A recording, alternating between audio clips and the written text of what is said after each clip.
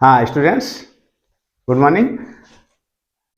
बड़े बच्चों के लिए सभी प्रकार के वीडियो बनते हैं, चाहे वो 10वीं क्लास हो, चाहे 12वीं क्लास हो, चाहे किसी कंपटीशन की तैयारी करने वाले विद्यार्थियों के लिए हो। लेकिन 8वीं क्लास के लिए एक SIERT ने मॉडल पेपर जारी किया है, राजस्थान बोर्ड से रिलेटेड है।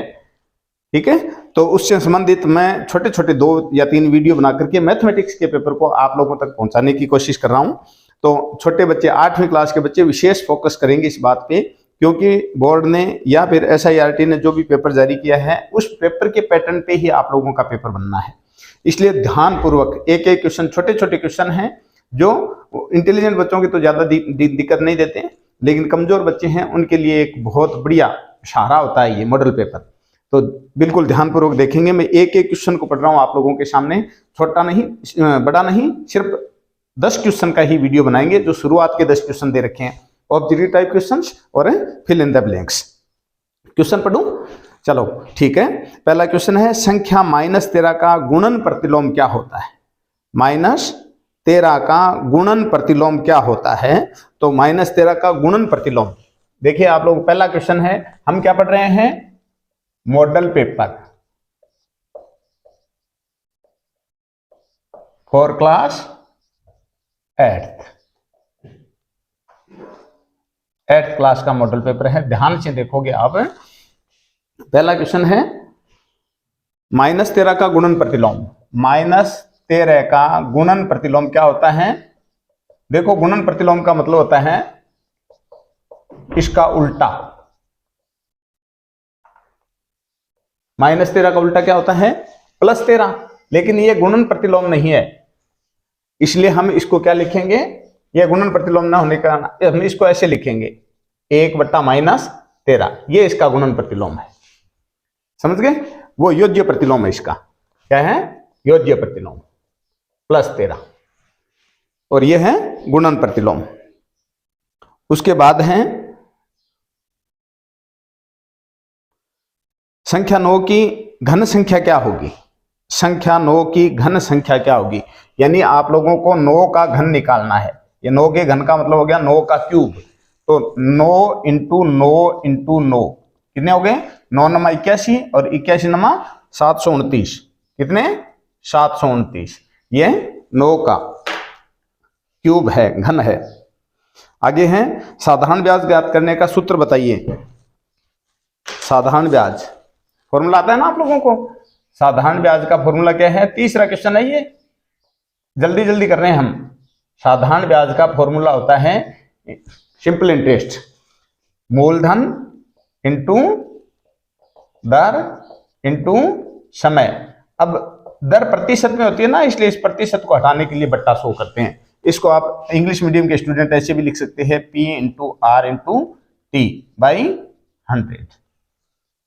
साधारण ब्याज, यह फॉर्मूला है इसका। आगे क्वेश्चन दिया है इसने, 5 किलोग्राम शक्कर का मूल्य 20 रुपए है, तो 240 रुपए है, तो 1 किलोग्राम शक्कर का मूल्य क्या ज्ञात कीजिए। तो ये तो कोई बताने की बात ही नहीं है। जब 5 का दिया है, 1 का फाइंड करना है, तो इसका मतलब अपने को डिवाइड करना है, भाग लगाना है। 240 को हम डिवाइड कर देंगे किससे? 5 से। ठीक है, 4 × 5 = 20 और 8 × 5 = 40। 48 रुपए का 1 किलो चीनी का मूल्य है, शक्कर का मूल्य। कौन सा द्विपदीय व्यंजक है? ध्यान है, अगला क्वेश्चन है, देखिए। द्विपदीय व्यंजक, जिस पद में आप लोगों को 2 चर पद दिए हुए हों, वो अलग अलग, वो द्विपदीय चर है। जैसे इसमें ऑप्शन लिख रहा हूं अब की बार आप लोगों के सामने। कौन सा द्विपदीय व्यंजक है? इसने ए दिया है। निम्न में से कौन सा द्विपदीय व्यंजक है, कारक है? क्वेश्चन को ध्यान से सुन ले। अगर आपके पास पेपर नहीं है तो पेपर अपने टीचर से कह करके, और वेबसाइट पर दे रखा है पेपर, उस पेपर को आप डाउनलोड कर लें या अपने टीचर से व्हाट्सएप के माध्यम से मंगवा लें। ध्यान देना है, कौन सा द्विपदीय व्यंजक है? ए दे रखा है 4x², ये द्विघातीय व्यंजक है। कौन सा व्यंजक है? और अपने को देखना है द्विपदीय व्यंजक। बे में दे रखा है इसने 5 - 3xy, x और y आपस में गुणज हैं, अलग अलग पद नहीं है, ये एक ही पद है, अपने को द्विपदीय देखना है। फिर है 6 में 3x plus 2x plus 3y plus 5, ये 3 पद हो गए इसमें, x y और ये एचर पद। इसमें है द में 5x प्लस 2y, ये द्विपदीय व्यंजक है। ठीक है, छठा क्वेश्चन दिया इसने, ये 5वां क्वेश्चन था। छठा क्वेश्चन दिया है, एक मिनट, छठे क्वेश्चन को देखते हैं इस तरीके से क्या होना है। छठा क्वेश्चन देखिए, चतुर्भुज के सभी अंतःकोणों के मापों का योग बताइए। चतुर्भुज के क्वाड्रिलेटर के टोटल एंगल्स जो होते हैं उनकी सम 360 डिग्री होती है, बताने की आवश्यकता नहीं है। त्रिभुज के तीनों कोणों का योग, त्रिभुज में 3 ही कोण होते हैं इसलिए उनका तो सम होता है 180 डिग्री, और चतुर्भुज में 4 कोण होते हैं और चारों कोणों का योग होता है 360 डिग्री। याद रखना है, साधारण सी मेमोराइज करने वाला क्वेश्चन है। त्रिभुज के सभी तीनों कोणों का योग 180 डिग्री और चतुर्भुज के चारों कोणों का योग 360 डिग्री, कोई डिफिकल्टी नहीं है। क्वेश्चन 7 इंपॉर्टेंट क्वेश्चन है, वह सबसे छोटी संख्या ज्ञात कीजिए जिससे संख्या 200 को गुणा करने पर पूर्ण वर्ग घन प्राप्त हो जाए। वह सबसे छोटी संख्या ज्ञात कीजिए जिससे संख्या 200 को गुणा करने पर, यानी दी गई संख्या है 200, हम 200 को किस से गुणा करें। नेक्स्ट क्वेश्चन है 7वां क्वेश्चन, 200 को किस से गुणा करें कि जो संख्या प्राप्त होगी वो पूर्ण घन संख्या प्राप्त होनी चाहिए, परफेक्ट क्यूब रूट, क्यूब संख्या, क्यूब नंबर। तो देखिए आप ऐसा करो, 200 के फैक्टर फाइंड कीजिए। 200 के गुणनखंड करेंगे तो 2 से डिवाइड करेंगे तो 100, फिर 2 से डिवाइड करेंगे तो 50, फिर 2 से डिवाइड करेंगे तो 25, फिर 5 से डिवाइड करेंगे तो 5, और फिर 5 से डिवाइड करेंगे तो 1। अब क्यूब जब होता है ना तो उसमें क्यूब रूट निकालते हैं तो पूरा इसका 3 की संख्या का जोड़ा बनाया जाता है। तो 2 का तो एक पेयर बन गया, एक जोड़ा बन गया। वर्गमूल में हम 2 का जोड़ा बनाते हैं, घनमूल में हम 3 का जोड़ा बनाते हैं। अब इसमें आप 5 के लिए एक संख्या और चाहिए। 5 का ये पेयर जो है ना 3 संख्याओं का बन नहीं रहा है, इसलिए हम क्या करें, इस 200 को किससे मल्टीप्लाई करते हैं, 5 से मल्टीप्लाई करते हैं। तो हमारे उत्तर क्या हो गए, संख्या 200 को 200 को 5 से गुणा करने पर पूर्ण वर्ग संख्या प्राप्त होगी। पूर्ण घन संख्या क्या होगी, 200 × 5 यानी 1000। 1000 का घनमूल पूरा निकले 10, याद रखना है। इसलिए 200 ने क्यों गुणा किया, 5 से गुणा कर दिए, इसलिए हमारा आंसर इसमें आ गया 5। मिटा देता हूं इसको मैं,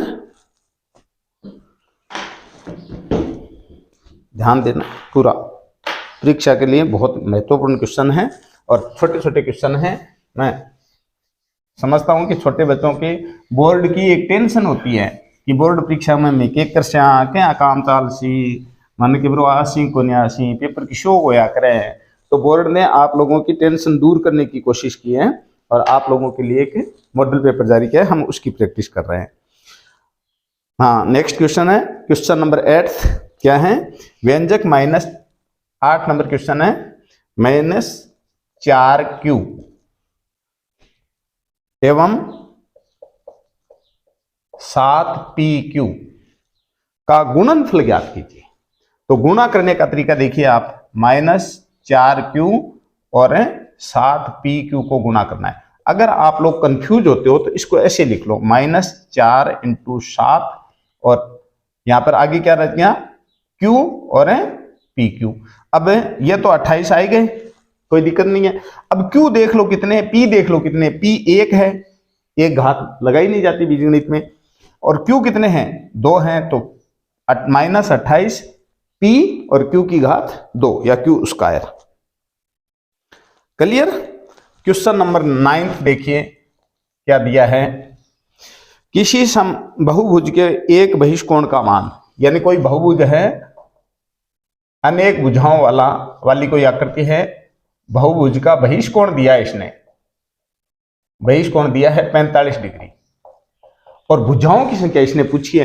तो भुजाओं की संख्या हम ज्ञात करेंगे ना, तो यह फॉर्मूला है, दिमाग में रखो, भुजाओं की संख्या, कुल बहिष्कोणों का योग, बहिष्कोणों का योग बट्टे एक बहिष्कोण, वो भुजाओं की संख्या आ जाएगी। अब याद रखने वाली बात क्या है कि कोई भी बहुभुज ले, चाहे त्रिभुज हो, चाहे चतुर्भुज हो, चाहे पंचभुज हो, चाहे षटभुज हो, चाहे अष्टभुज हो, कोई भी बहुभुज होगा तो उसका बहिष्कोणों का योग 360 डिग्री आएगा। और इसमें अपने को एक बहिष्कोण का मान दे रखा है 45 डिग्री, तो हम 45 से जब इसको डिवाइड करेंगे तो 8 आंसर आ जाएंगे हमारे। ये 8 भुजाएं होंगी उस बहुभुज में। कितनी भुजाएं? शाबाश, 8 भुजा। नेक्स्ट क्वेश्चन है क्वेश्चन नंबर 10, यही कर देता हूं मैं। क्या लिखा है?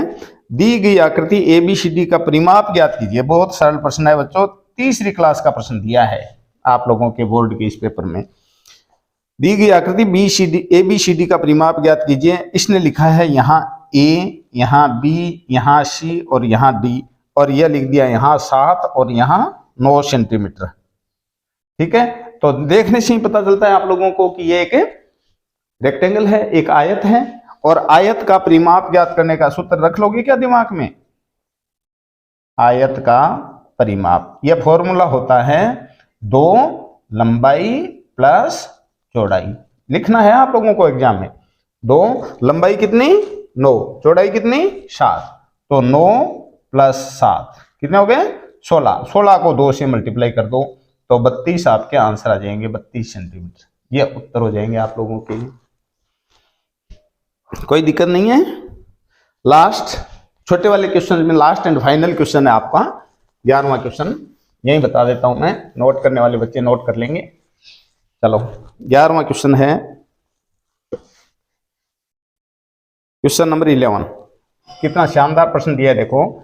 एक इस तरीके से सर्किल दिया है और उस सर्किल में 1 2 3 4 5 6 7 4 5 6 7 इस तरीके से 7 गोले बना रखे हैं, जिसमें इसमें लिखा है G, इसमें लिखा है R, इसमें लिखा है R, यहाँ लिखा है R, यहाँ लिखा है G, और यहाँ लिखा है R और यहाँ लिखा है G।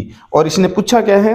दी गई आकृति में एक लाल सेव R प्राप्त करने की प्रायिकता ज्ञात कीजिए। ये सेव हैं 7, तो इसमें लाल सेव कितने हैं ये देखने हैं आप लोगों को। 1 2, जो लाल है ना उसके आगे उसके लिए R लगा हुआ है, और जो ग्रीन है हरा है उसके आगे G लिखा हुआ है।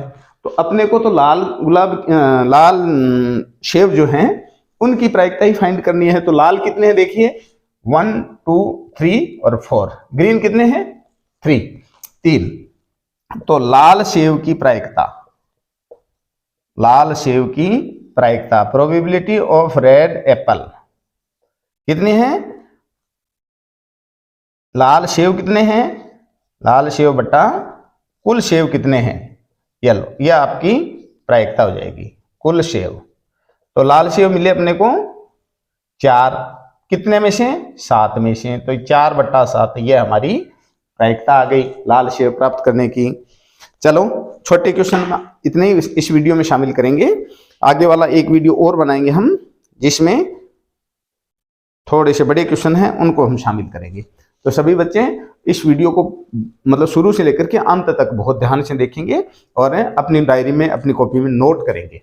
और अगर मेरा वीडियो अच्छा लगे तो अपने चैनल को सब्सक्राइब कर लेना, ताकि आगामी जो वीडियो आप लोगों के मोबाइल पे आए तो नोटिफिकेशन मिल जाए। ठीक है ना, पता चल जाए आपको कि अपने लिए उपयोगी चीज़ फिर से आ गई है। धन्यवाद।